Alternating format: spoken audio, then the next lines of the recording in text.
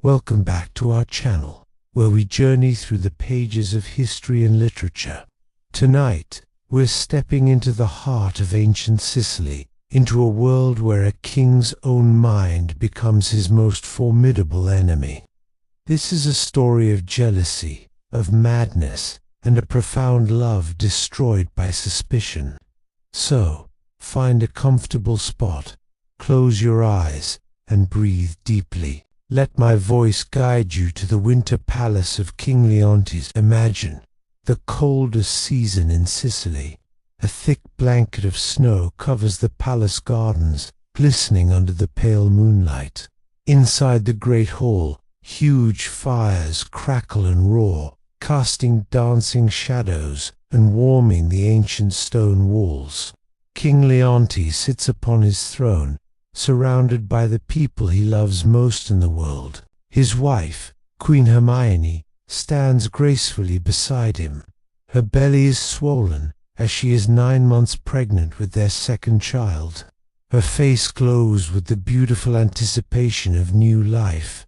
At her feet sits their young son, Prince Miraculous. He's a boy of 7 or 8, his innocent eyes wide with wonder as he listens to stories full of life and boundless laughter. And there is one other person in this seemingly perfect scene, King Polixenes of Bohemia. He's Leontes' dearest friend, a brother in all but blood, a man he has known since they were boys. Polixenes has been visiting Sicily for 9 long months. 9 months of feasting, of hunting, of reminiscing about their shared childhood adventures. But today, a shadow falls over the celebration. Polixenes announces that he must finally leave. "I must return to Bohemia," he says, his voice tinged with regret. "My kingdom needs its king. My son grows without his father." Leontes is visibly disappointed. "Stay longer," he insists, his voice pleading. "Just another week, another month, even." But Polixenes gently shakes his head. "I cannot, my dear brother. I have already stayed far longer than I ever intended." Leontes has asked many times, and each time his friend has kindly but firmly refused. Now, a new idea sparks in Leontes' mind. He turns to his wife, his beautiful, radiant queen, with a hopeful glint in his eye. He believes she has a power over Polixenes that he does not, and this is where our story truly begins. Leontes, the king of Sicilia, turns to his wife, Queen Hermione. "My love," he says, "perhaps you can convince him. Please, ask Polixenes to stay." Polixenes, the king of Bohemia and Leontes' childhood friend, has been visiting for 9 months and is eager to return home. Hermione, a picture of grace and kindness, smiles warmly. She approaches Polixenes and takes his hand in friendship. "Dear friend," she begins, her voice gentle and persuasive, "won't you stay just 1 more week? For me, for our child who will soon be born." Hermione speaks with genuine warmth, her words filled only with hospitality. As she speaks, she touches Polixenes' arm lightly, a simple, friendly gesture. Polixenes thinks for a moment, then laughs softly. "Very well," he agrees. "For you, gracious queen, I will stay." Hermione's face lights up with joy. The courtiers smile, and their young son Mamilius claps his hands. It should be a happy moment, but it isn't. Something shifts in King Leontes' expression. His smile vanishes, and his eyes turn cold. A small, poisonous thought enters his mind. Why did Polixenes agree when she asked? Why did he refuse me, but accept her request so easily? It's an absurd, unreasonable thought, but it takes root in his mind like a stubborn weed. He watches his wife and his friend talking and laughing together. He sees her hand rest briefly on Polixenes' shoulder. To anyone else, these are innocent gestures of friendship. But to Leontes, in this sudden, dark moment, they look like something else entirely. His mind begins to twist the truth, his thoughts spiraling into suspicion and paranoia. He sits frozen on his throne, gripping the armrests so tightly his knuckles turn white. And in that moment, the poison of jealousy begins to spread, consuming his heart and setting the stage for a tragedy that will shatter his family and his kingdom. This is the moment everything changes. The instant a happy court is plunged into darkness by one man's baseless suspicion. Hey everyone, and welcome back to the channel. Today, we're diving into a story of a mind unraveling, a classic tale of jealousy and what happens when suspicion takes root. Imagine this. King Leontes has it all. A beautiful, virtuous wife, Queen Hermione. A lifelong best friend, King Polixenes. But a dark thought begins to poison his mind, and he just can't stop it. Polixenes has been visiting his kingdom for 9 long months.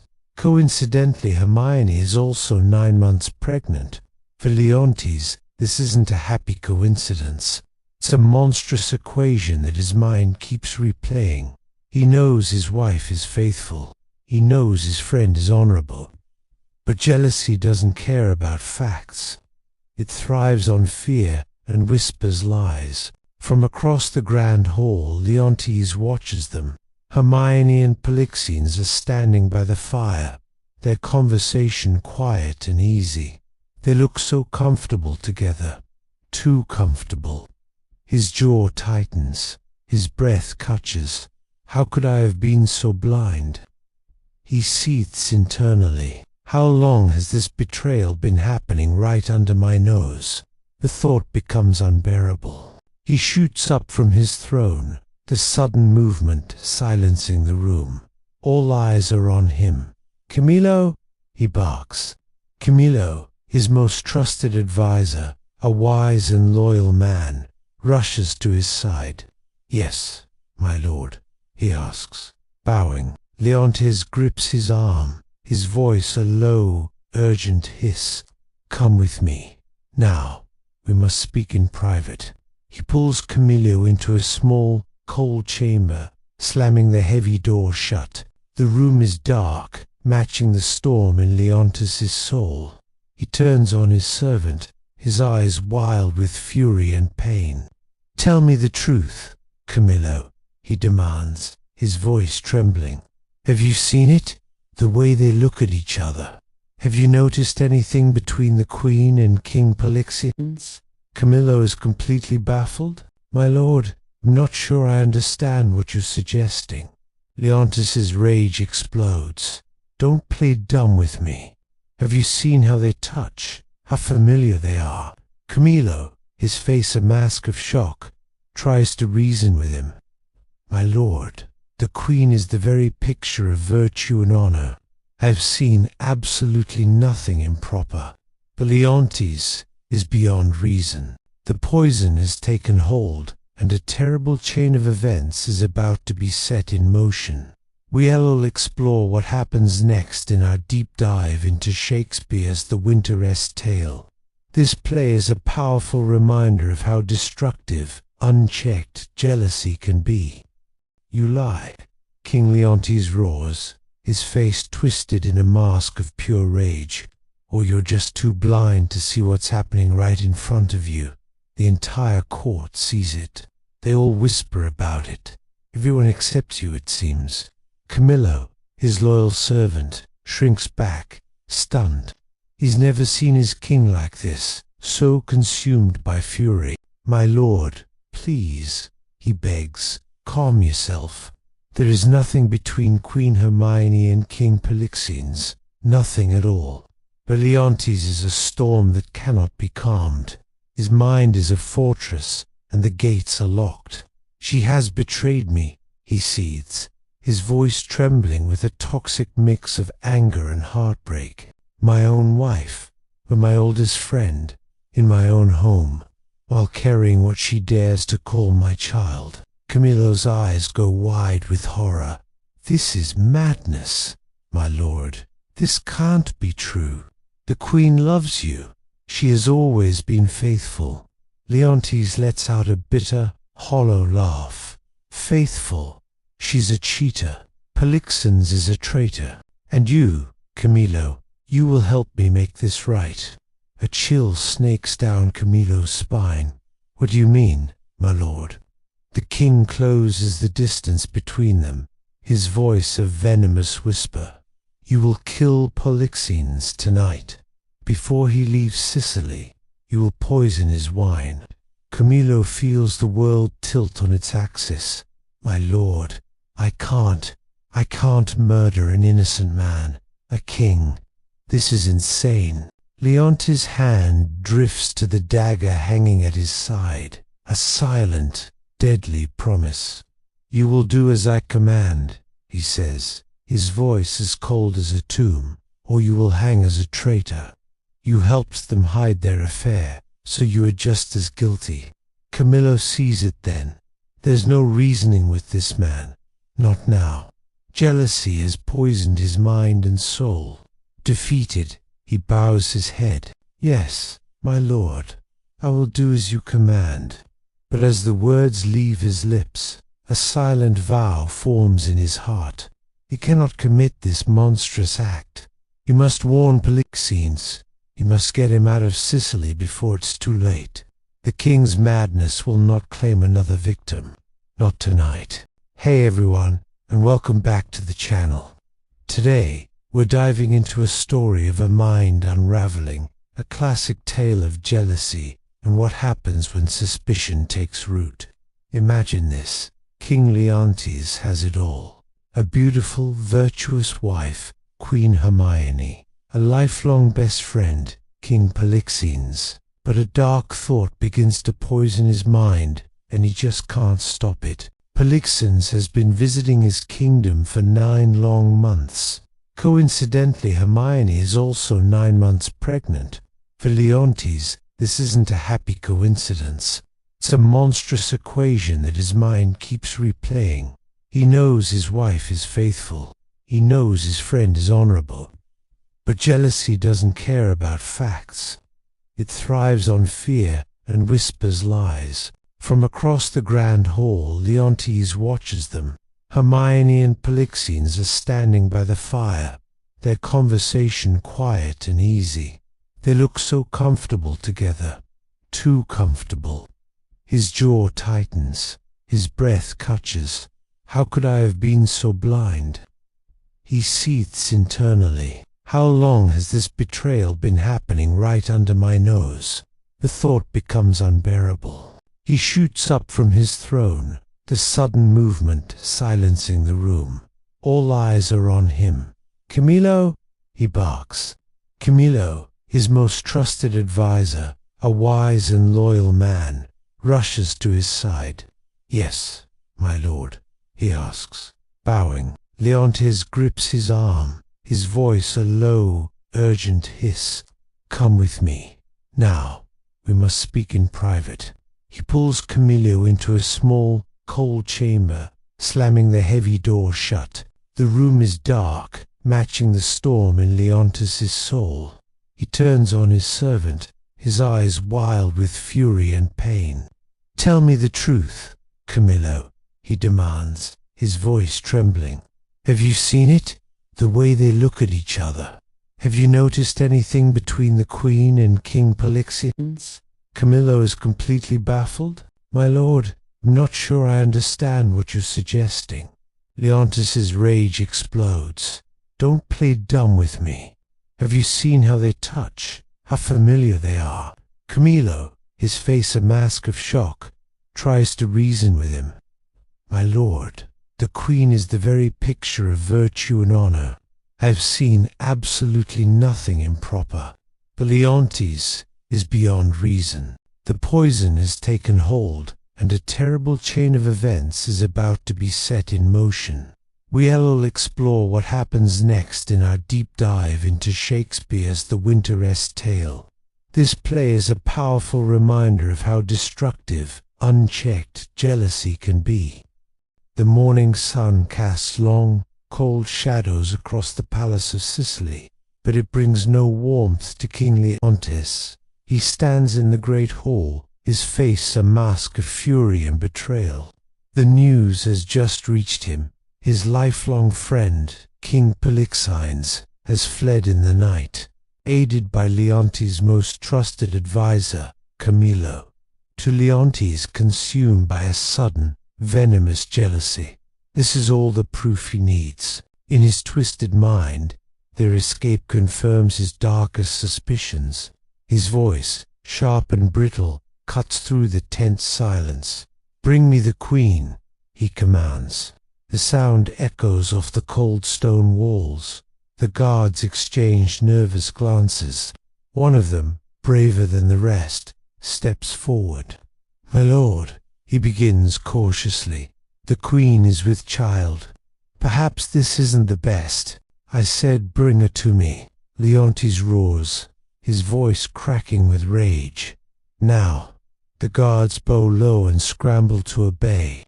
Minutes later, the heavy doors swing open and Queen Hermione enters. She moves with the slow, deliberate grace of late pregnancy, one hand resting protectively on her swollen belly. Her brow is furrowed with confusion and a flicker of fear. Why has she been summoned so abruptly, so harshly? "My lord husband," she says, her voice soft and gentle, "you sent for me?"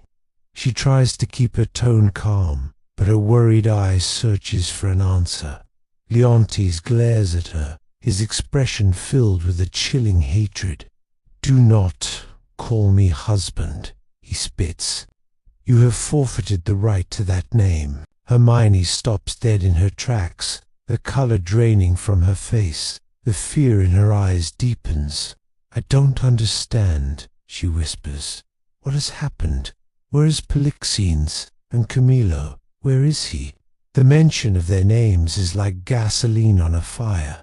Leontes' fury erupts. They have fled. He shouts, his voice shaking. "Fled like the guilty cowards they are. And you know exactly why." "I know nothing," Hermione insists, her voice trembling now. "Please, my love, tell me what is wrong." Leontes descends from his throne, stalking towards her like a predator. "What is wrong?" He sneers, his face inches from hers. "You have the audacity to ask what is wrong. You have dishonored me.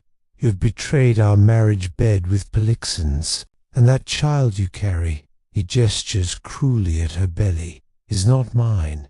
It is his bastard." The vile accusation hangs in the air, thick and poisonous.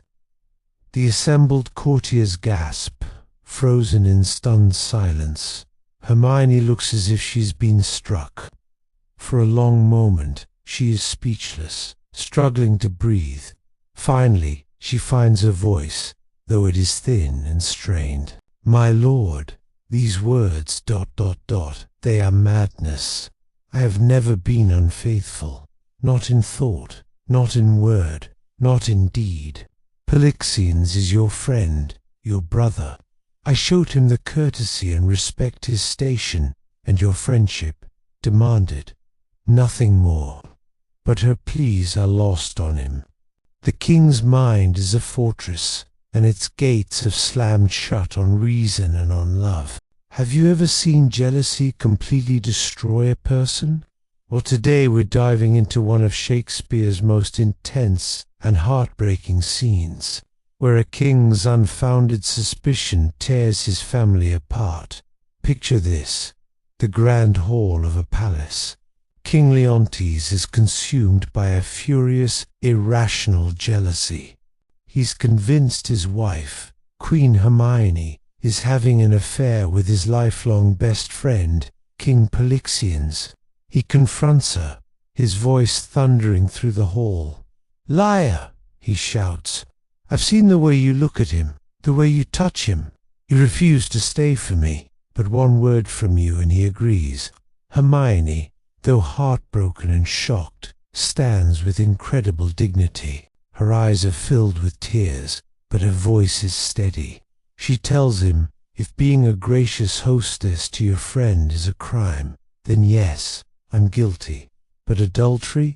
I swear on my life, never. Leontes, blinded by rage, sneers back. Your life means nothing to me. Your words are worthless. I won't be made a fool in my own kingdom. Then he does the unthinkable. He turns to his guards. Take the queen to prison. The court gasps. Hermione, who is heavily pregnant, pleads with him. Prison Leontes, I am your wife, the mother of your son. I'm about to give birth. But her pleas fall on deaf ears. You are a traitor, he says coldly, and you will be treated like one. Take her away. The guards hesitate, unwilling to lay hands on their beloved queen, but the king's command is absolute. As they lead her away, Hermione makes one last appeal. My lord, I pray you come to your senses before you destroy everything you love. But Leontes turns his back. From the corner of the room, their young son, Prince Mamilius, has been watching in horror. He runs forward, crying, Father, why are you sending mother away? Leontes, his face a mask of anger and sorrow, just tells him, she has done things you're too young to understand. Go to your room. His boy tries to run after his mother, crying, Mama, Mama, but the guards hold him back. As the heavy door slams shut behind Hermione, she blows her son a final, tearful kiss, walking to her fate with all the grace of a queen. The sound echoes, sealing a terrible, unjust decision. This scene from The Winter's Tale is a powerful reminder of how quickly paranoia and jealousy can poison our minds and lead to devastating consequences. It sets the stage for a story of loss, regret, and the long, difficult road to redemption. What do you think?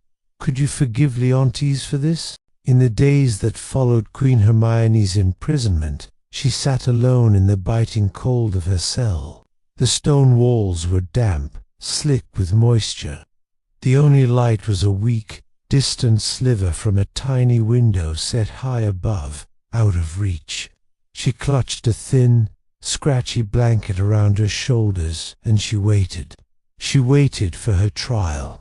She waited for the birth of her child. Most of all, she waited for her husband, King Leontes, to finally come to his senses. But reason was a stranger to the king.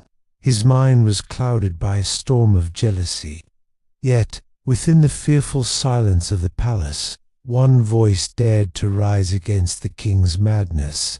Her name was Paulina, a noble woman, fiercely loyal and utterly fearless. She would not bow to tyranny, not even from her king. Paulina made her way to the prison, her heart heavy, but her resolve firm. When she saw Hermione, pale and weary in the gloom, she couldn't contain her outrage. "My lady," she began, her voice trembling slightly, "this is a terrible injustice. The entire court knows it's wrong." Hermione looked up, her eyes holding a deep sadness. "Everyone knows," she said softly, "but no one speaks. They are all terrified of the king's anger." Paulina's eyes flashed. "I am not afraid of his anger. I am afraid of injustice." She knelt beside the queen, her voice softening. "How are you? The baby must be due soon." Hermione placed a hand on her swollen belly and nodded. "Any day now. I just pray the child will be healthy, despite being born in this awful place." "The child will be strong," Paulina declared with unwavering confidence, "just like its mother." She took Hermione's cold hand in her own. "I will go to the king. I will make him see the truth." A sad smile touched Hermione's lips. "You are so brave, Paulina. I am afraid his mind is lost. The poison of jealousy has consumed him completely." That very night, as if summoned by the conversation, Hermione's labor began. The baby arrived quickly, a new life entering the world in the cold, dark silence of the prison. It was a girl, a beautiful, perfectly healthy baby girl, with a strong cry and eyes that shone brightly even in the dim light. Paulina carefully wrapped the newborn in her own warm cloak. "She is perfect," she whispered in awe, "and she is the living proof of your innocence. I will take her to the king. When he looks upon his own daughter's face, surely his hardened heart will finally soften." With the tiny princess in her arms, Paulina set off, ready to confront the mad king. Imagine this: a woman, Paulina, marching through a royal palace, not waiting for permission, not asking to be announced. In her arms, she carries a tiny, newborn baby. She walks straight into the grand throne room where King Leontes sits, surrounded by his anxious court. Without a moment's hesitation, Paulina's voice rings out, loud and clear. "My lord," she declares, "I bring you your daughter." She holds the infant high for everyone to see, but Leontes recoils, his face twisted in disgust. "That is not my daughter," he sneers. "That is the bastard offspring of treachery." Paulina's expression hardens. She steps closer. "Look at her, my lord. She has your eyes. She has your nose. This child is yours, as surely as the sun rises in the east." She tries to place the baby into the king's arms, but he shoves her away violently. "Get that creature out of my sight," he roars. The baby, startled by the harsh sound, begins to wail. Paulina clutches the infant protectively. "This creature, as you call her, is an innocent child, your own flesh and blood, and you reject her because of your mad fantasies." The courtiers around them shuffle their feet, their eyes wide. No one has ever dared to speak to the king this way. Leontes' voice drops to a dangerous whisper. "You dare to lecture me? You dare to bring that bastard into my presence?" But Paulina stands her ground. "Someone has to speak the truth to you," she retorts, "since everyone else is too afraid. You are destroying your family. You are destroying yourself. And for what? For a betrayal that only exists in your mind." Suddenly Leontes rises from his throne. "Take that child away," he commands, his voice cold as ice. "Take it far from here, and never want to see it again." He turns to his guards, his next words sending a shockwave through the entire court. "Take the child to the wilderness, to some deserted place. Leave it there. Let the gods decide its fate." A collective gasp fills the hall. Even for a king lost to madness, this command is monstrous. To condemn a newborn baby, his own daughter, to certain death in the wild. This is the moment a kingdom begins to unravel, all because of one man's paranoid jealousy. What happens next is a story of loss, regret, and the faint hope of redemption. If you're fascinated by tales of royal drama and unthinkable choices, make sure to subscribe for more deep dives into history and literature's most compelling stories.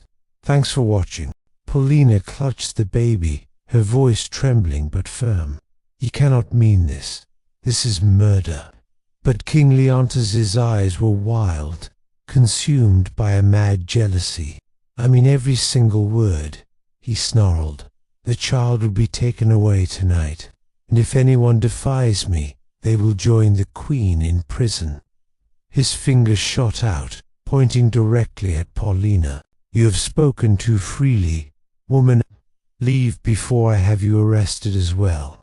Paulina's gaze swept across the room, searching the faces of the courtiers for a flicker of support, a single ally. But they all averted their eyes, their silence a deafening chorus of fear. "Cowards," she thought, a bitter taste in her mouth. "All of them." She turned back to Leontes, her voice ringing with a final, chilling prophecy. "History will judge you, my lord, and it will judge you harshly." With that, she left the hall, the crying infant held tightly in her arms. The grim task fell to a guard named Antigonus. He was Paulina's husband, a good man now trapped in an impossible soul-crushing situation. That night, with a heart as heavy as lead, he took the baby and boarded a ship, sailing far from Sicily. His destination was a distant, wild coastline, a cold and empty land called Bohemia. There, under a grey sky, Antigonus wrapped the infant in the finest cloth he could find. He placed a small bag of gold beside her, a desperate hope that this small fortune might buy her a life, that whoever found her would show her kindness. "Forgive me, little one," he whispered to the sleeping baby, his voice thick with unshed tears. "I have no choice." He gently placed her on the ground near a small grove of trees and turned to walk back toward his ship. But fate, it seems, had a cruel twist in store. As Antigonus walked away, the sky darkened in an instant. A great storm rose from the sea, thunder crashing and lightning splitting the air, and from the shadows of the forest came a terrible, guttural sound. A bear, massive, wild, and hungry. Antigonus ran, his heart pounding in his chest, but he wasn't fast enough. The bear attacked, and the faithful servant met his end in that lonely, God-forsaken place. At the same moment, his ship, caught in the violent tempest, was swallowed by the raging waves, and as the storm raged on, the baby lay on the cold ground, her soft cries lost in the howling wind. A lost princess, abandoned at the edge of the world. What would become of her? The storm is finally past, and the first golden rays of dawn are stretching over the Bohemian coastline, painting the sky in soft pastels. But on the cold, wet sand, a small tragedy is unfolding. A baby, swaddled in fine cloth, lies alone. Her tiny cries, which have echoed through the night, are growing weaker. She's cold, hungry, and completely abandoned. But her solitude is about to end. An old shepherd, weathered by years under the sun, makes his way along the shore. He's checking on his flock, scattered and frightened by the night's fierce tempest. Suddenly, he stops. A sound, faint and fragile, catches his ear. A baby's cry. At first, he dismisses it as the wind or a seabird, a trick of his old ears. But there it is again, a weak but determined little wail. He follows the sound, his curiosity stronger than his disbelief, until he discovers a tiny bundle on the ground. "Merciful heavens," he whispers, his voice thick with awe as he kneels. What kind of cruel soul would leave a baby in such a desolate place? He reaches down, his rough hand surprisingly gentle, and picks her up.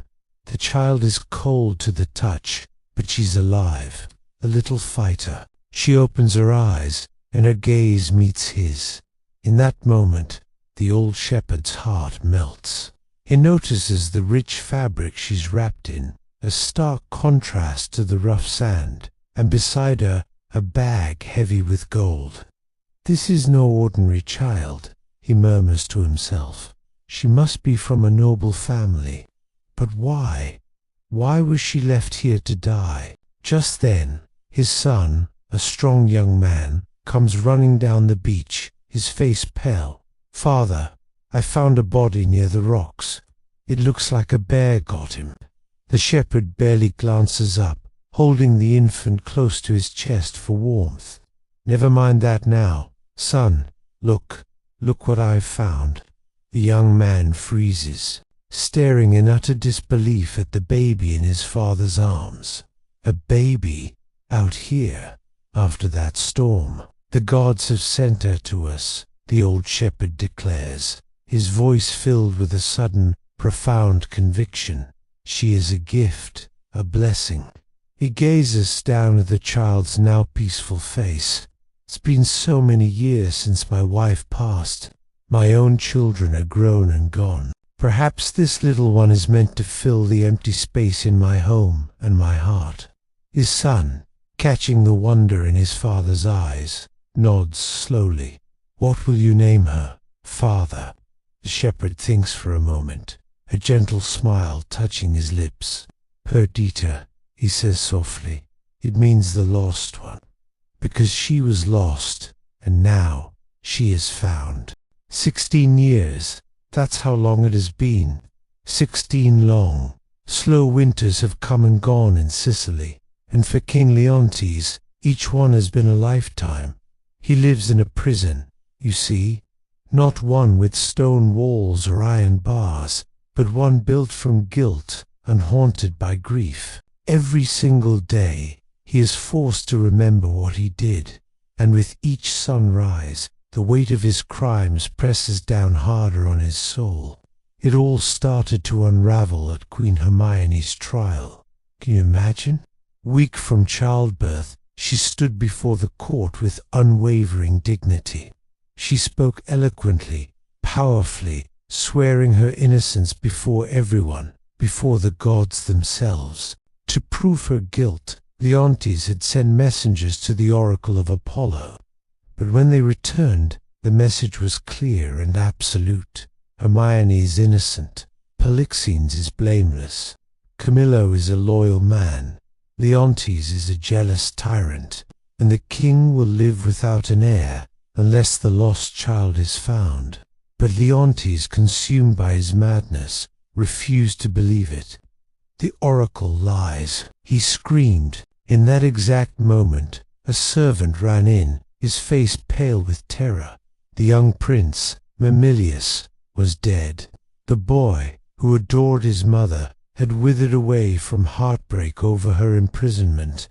He stopped eating, stopped playing, and his small heart simply gave out. The news hit Leontes like a bolt of lightning. He stumbled back, his face a mask of horror. But the tragedy wasn't over. Another messenger arrived. Queen Hermione, hearing of her son's death, had collapsed. She too was gone, dead from a broken heart. It was then that Paulina, her loyal friend, stood before the king, her voice trembling with both rage and sorrow. "Are you satisfied now?" she cried. "Your wife is dead. Your son is dead. Your daughter is gone. You have destroyed everything." And just like that, the fog of madness lifted. Leontes fell to his knees, the terrible clarity of his actions crashing down on him. "What have I done?" he whispered, his voice cracking. "Oh gods, what have I done?" He wept, he tore at his clothes, his screams of grief echoing through the now empty halls of his palace. But no amount of tears, no amount of sorrow could ever bring them back. He had created his own endless winter, and now he had to live in it. From that day forward, Leontes was a king only in name. His world had crumbled, and he lived in a constant state of mourning. He cast aside his royal robes, choosing to wear only black, a constant, visible reminder of the darkness he had brought upon his own life. Every single day, without fail, he made a pilgrimage to Hermione's tomb. There he would pray, he would weep, and he would beg for forgiveness from the cold, silent stone that held his beloved queen. His words echoed in the empty chamber, unanswered. Paulina, despite the fury that still simmered in her heart, remained by his side. Someone had to. Someone had to keep the kingdom of Sicilia from falling apart while its king drowned in an ocean of sorrow. "You must eat, my lord," she would plead, her voice firm but laced with a sliver of pity. "You must sleep." But Leontes barely touched his food. Sleep offered no escape, only nightmares. The 16 years that followed were a cruel artist, carving lines of grief onto his face, turning his dark hair to a stark, premature grey. He aged far beyond his years, a ghost haunting his own palace. His lords and advisers grew desperate. They begged him to remarry, to secure the future of the kingdom with a new heir. But his refusal was absolute. "I will never marry again," he would say, his voice hollow. "I killed the only woman I ever loved. I deserve to die alone." Seeing his resolve, Paulina made him promise something strange, a final tether to her will. "Swear to me, my lord," she said, "that you will never take another wife unless I, Paulina, give you permission." In his broken state, Leontes would have agreed to anything. "I swear it," he rasped. "I will remain alone until the end of my days." Meanwhile, far away in the sun-drenched fields of Bohemia, a story of new life was unfolding. The lost princess, Perdita, grew into a beautiful young woman, completely unaware of her royal blood. She believed she was the daughter of a simple, kind-hearted shepherd. Her days were spent tending sheep and gathering wildflowers, her life a peaceful, pastoral dream. She possessed a natural kindness and a gentle grace that seemed almost otherworldly, a hint of the queen she was born to be. One day, a handsome young man appeared at the shepherd's cottage. He called himself Doricles, but his real name was Florizel, and he was the Prince of Bohemia, son of King Polixenes. He had spotted Perdita at a sheep-shearing festival and was instantly captivated by her beauty and spirit. To be near her, he disguised himself as a common farmer, leaving his princely life behind. And Perdita, seeing only a charming, humble young man, fell deeply in love with him, a love as pure and true as the countryside they called home. Florizel couldn't stay away from the shepherd's cottage. He found himself there often, helping with the sheep, bringing Perdita small gifts, anything just to be near her. They would walk for hours through the meadows, lost in conversation. One day, he just had to tell her, "I have never met anyone like you. You're more beautiful and graceful than any lady at court." Perdita just laughed, her eyes sparkling. "You talk as if you know a lot of court ladies. You're just a farmer. Remember, just like me." Florizel's heart ached with the lie, but he had to agree. "Yes," he said softly, "just a simple farmer." But his love was anything but simple. It was deep and true. He knew he had to marry her. But when he finally decided to ask for her hand, his secret was exposed. His father, King Polixenes, discovered everything. The king was absolutely furious. His son, the crown prince of Bohemia, wanted to marry a common shepherd's daughter. Unthinkable. He decided to see this girl for himself. Disguised, he went to the cottage and saw Perdita. Instantly, he understood his son's infatuation. She was stunning, with a natural elegance that far surpassed her humble life. But to the king, none of that mattered. "This marriage will not happen," he roared, throwing off his disguise. "My son will not throw away his royal heritage for a peasant girl." Florizel, however, stood his ground. "I love her, father, and I will marry her, with or without your blessing." Polixenes' face turned a deep shade of red. "If you marry her, you are no son of mine. You will be banished, disinherited." The old shepherd, terrified, dropped to his knees, begging for mercy, pleading that the girl was innocent. But the king was beyond reason. He stormed out, leaving a storm of chaos in his wake. Florizel turned to Perdita, his expression one of pure determination. "We have to run away," he said urgently. "We'll go to Sicily. King Leontes was once my father's friend. Maybe he can help us." Perdita, though frightened, looked into his eyes and saw her future. She nodded bravely. "I will follow you anywhere," she promised.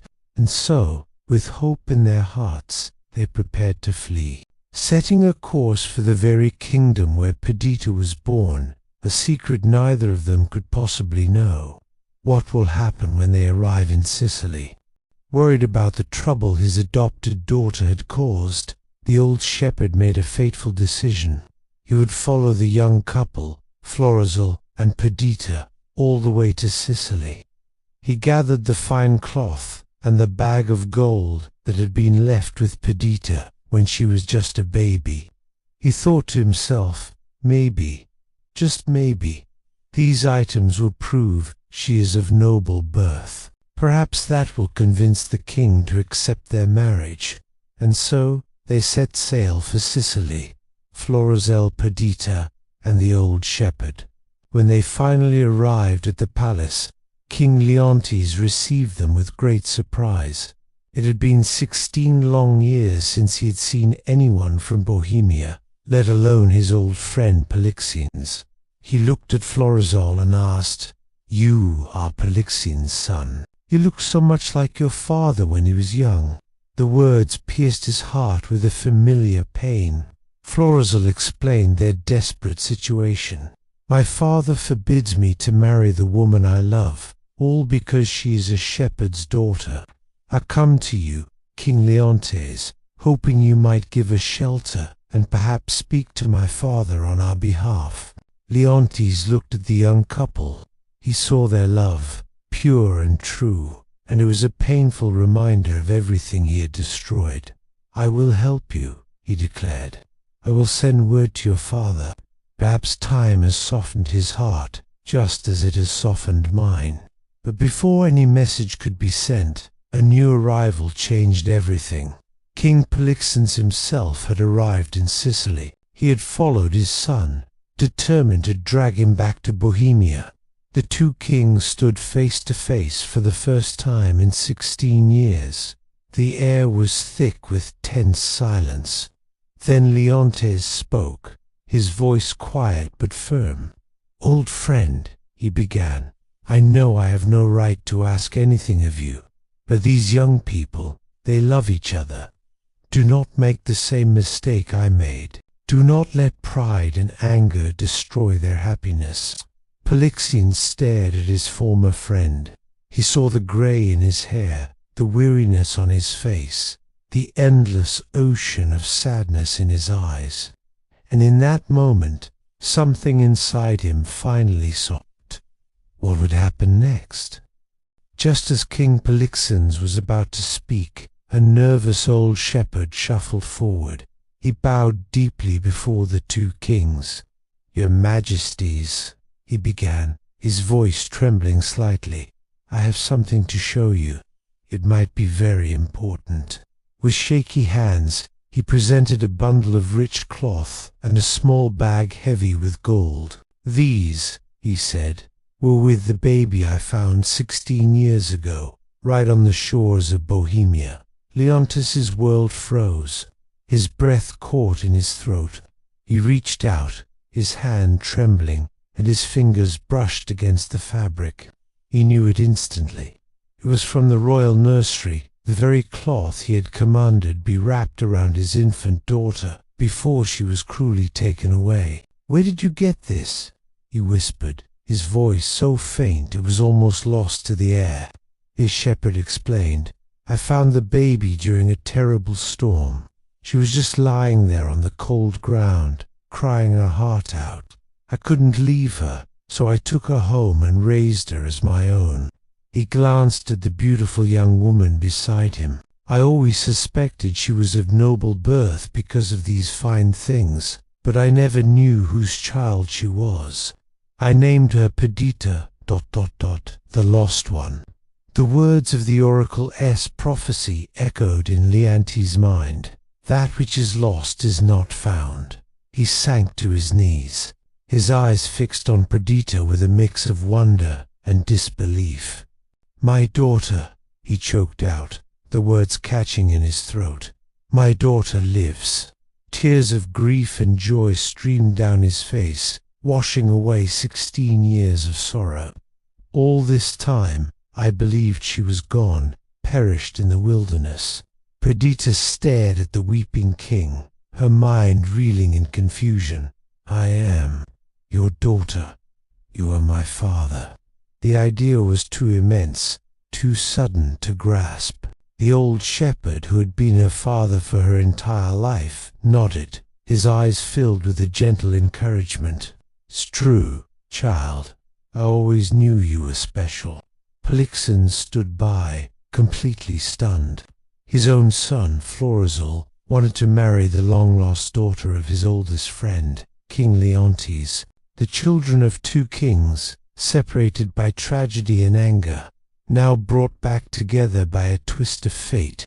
It was a miracle, a story so incredible it could only be true. The weight of the past was finally lifting, replaced by the unbelievable promise of a new future. Leontes rose and walked slowly toward Perdita, his steps cautious, as if he feared she might vanish into thin air. He asked, his voice trembling, "Can you ever forgive me? I am the one who ordered you cast away. I am the one who tried to kill you before you even had a chance to live." His voice finally broke with emotion. "I thought you were not mine, but you are. You have always been mine." Despite the years of separation and the pain he had caused, Perdita felt a wave of compassion for this broken man standing before her. She had been raised by a simple, kind shepherd and had been taught to find the good in people, to see beyond their faults. "I forgive you," she said, her voice soft and gentle. "I don't remember any of what happened. I've lived a happy life. Perhaps the gods meant for things to unfold this way." At her words, Leontes pulled his daughter into an embrace for the first time in 16 long years. He wept openly, without shame, not caring who saw the tears streaming down his face. From the side of the room, Paulina watched, her own eyes glistening. "The oracle spoke the truth," she declared. "That which was lost has now been found. And now, perhaps, there can finally be healing." The two kings, Leontes and Polixenes, looked at one another across the room.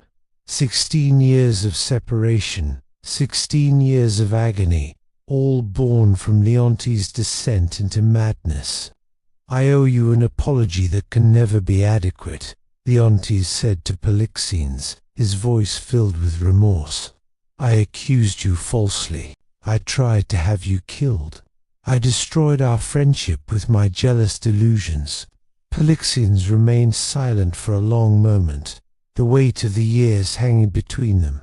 Then he spoke. "You have suffered enough, old friend. I see what these years have done to you. If you can find a way to forgive yourself, then I can forgive you too." He then glanced at Florizel and Perdita, who stood together, a symbol of new hope. "And it seems our children wish to marry. Perhaps that is the gods' way of reuniting our two kingdoms and mending what was broken." This powerful moment of reconciliation shows us that even after years of pain and misunderstanding, forgiveness has the power to heal the deepest wounds. It reminds us that love can be rediscovered and broken bonds can be mended, bringing hope and a new beginning. Joy was finally spreading through the palace. Think about it. The long-lost princess had been found. 2 powerful kings had made peace, and the young lovers could finally get married with everyone's blessing. It was the perfect happy ending, but not for everyone. Paulina, a loyal friend to the late queen, stood off to the side, still wearing black, a constant reminder of the tragedy that started it all. She couldn't join in the celebration. "I'm truly happy for all of you," she said, her voice quiet but firm. "But I can't forget Queen Hermione. She died thinking everyone believed she was a traitor. She never got to know that her daughter, Perdita, was alive." Hearing his wife's name, King Leontes' newfound happiness vanished.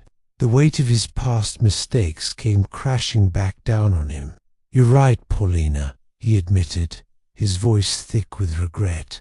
"This happiness feels incomplete. Hermione should be here. She should be seeing her daughter right now. She should know that I finally understand the terrible thing I did to her. He buried his face in his hands, overwhelmed by a grief he had carried for 16 long years. But she's gone, and it's all my fault. Paulina watched him, her expression unreadable. After a moment, she spoke. "Come with me, my lord," she said, her voice commanding attention. "All of you. There's something I need to show you." She led the entire court through the winding palace corridors until they reached a chamber that had been locked for 16 years. Only Paulina had the key. She unlocked the heavy door and swung it open. Inside was a small, private gallery. Right in the center of the room, draped under a cloth, stood a statue, a perfect, life-size statue of Queen Hermione. Paulina unveiled it. The craftsmanship was breathtaking. It was so realistic, it felt like the queen could draw a breath at any moment. She was sculpted in a pose of quiet dignity, her hand raised gently as if offering a blessing.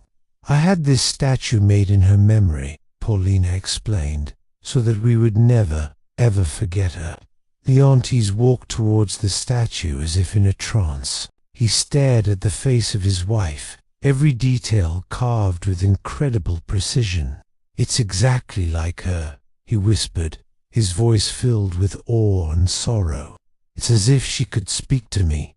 He reached out a hand, wanting to touch the cold stone, but stopped himself. Then he noticed something strange. "Wait, she looks older than I remember her." The artist has carved wrinkles around her eyes, lines of age on her face. It was a statue of Hermione as she would have looked today, not as she was when she died. This detail made the statue feel even more alive, and the king's heart ached with a mixture of wonder and confusion. Have you ever wished you could turn back time and fix your biggest mistake? For King Leontes, that mistake cost him everything. His wife, his son, and 16 years of his life lost to grief. He stood in a grand hall, staring at what he believed was a statue of his long-lost queen, Hermione. The sculptor was so skilled, said his loyal friend Paulina. He imagined what she would look like after all this time. Leontes' heart ached. "It's perfect, beautiful, but it breaks my heart. If only I could touch her hand one more time. Tell her I'm sorry and beg for her forgiveness. Then tell her," Paulina urged gently. "Speak to her now. Tell her what's in your heart." With tears in his eyes, the king knelt. "My beloved Hermione," he began, his voice choked with emotion. "My jealousy and madness destroyed you. I accused you falsely, causing your death and our sons. I am the worst of men. But know this, I have mourned you every single day since, and I will until my last breath." Just then, his daughter Perdita, who had been lost for 16 years and only recently reunited with him, approached the statue. "Mother," she whispered, tears streaming down her face, "I never knew you, but I wish I had. I wish you could see that I survived, that I am here." She reached out and placed her hand on the statue's hand.